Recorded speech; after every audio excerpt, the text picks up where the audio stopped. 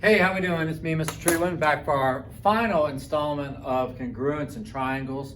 As far as theorems go, we're going to be looking at one final theorem about how to prove two triangles are congruent. So far, we've covered the side, angle, side, side, side, side, angle, side, angle, angle, angle, side, and today we're going to introduce something called the HL, which stands for hypotenuse leg.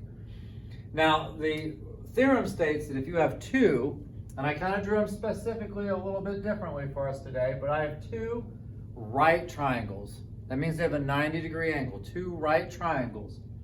So one of our conditions is we're going to need to make sure we have a right triangle to start this. But if two right triangles have congruent hypotenuses and a set of congruent legs, then the triangles are congruent.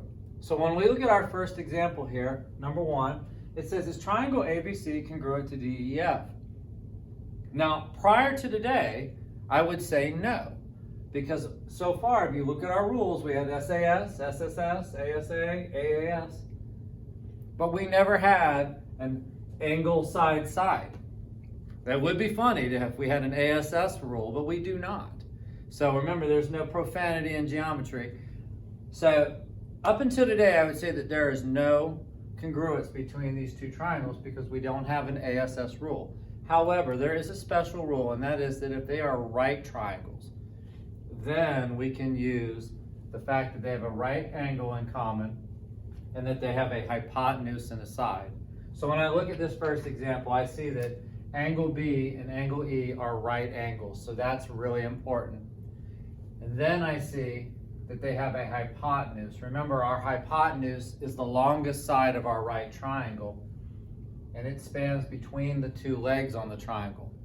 And the legs are the sides that make the right angle. So we gotta keep in track that this is a leg, this is a leg, oh no, that's a hypotenuse, and this is a leg. And then same thing over here, we have a leg, and a hypotenuse. The condition is that we have hypotenuse match and one set of legs match. So this one and this one, or this one and this one or the other. It doesn't have to be both. Just one set of legs. So when I look at these two, I can see that they do have a hypotenuse that matches. So I know that AC, for example, is congruent to DF, and that gives me my hypotenuse. I also see that BC is congruent to EF. And those are each legs. And then the last thing I needed to make sure was that I also see that angle B is congruent to angle E, and they are right angles. That was really important. We have to make sure that they're right angles. All right, next one. Let's look at that second example. This one doesn't have as much information clearly given, but it's still there. So the first thing I'm looking at is this triangle called XYZ, X, Y, and Z. Is that one congruent to ZWX? ZWX. Well, I gotta look for a couple pieces of information, because if I'm gonna do this, I notice they're using the HL theorem. I gotta make sure they're right angles, so I do have a right angle at both. Now I need to look for a hypotenuse. Well, in the triangle, remember, this is a leg right here, and this is a leg, and then this part going diagonally is the hypotenuse. Well, when I look at the other triangle, I have a leg, and guess what? It's sharing that same hypotenuse. So I know automatically that, in this case, XZ is congruent to XZ, and they are my hypotenuse. Now I got to look for a set of legs that match. Well, when I look at the diagram, I got XY is congruent to ZW, and these are the legs that I was needing to show. And then the last thing I need to show is that I have right angles. So I can see here that I have angle Y is congruent to angle W, and they are right triangles. I'm sorry, right angles, my bad.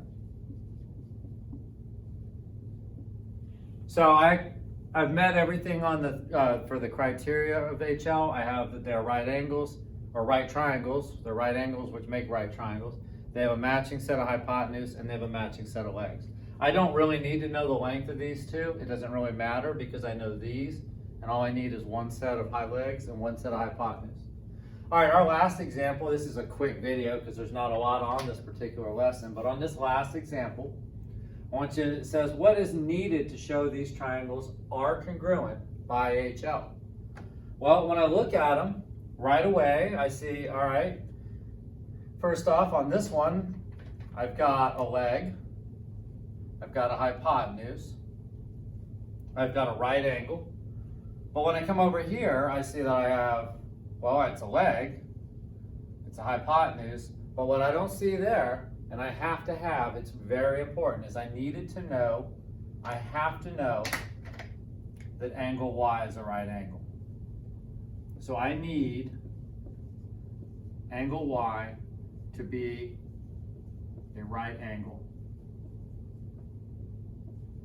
So that's what I was missing on that case. So it could be different on each one. Maybe we'll switch it up in our lesson or our assignment. Maybe we'll take away the hypotenuse, but remember, or the leg. Remember, we gotta have a checklist. Even though there's only two letters, hypotenuse, leg, there's still three things I gotta look for.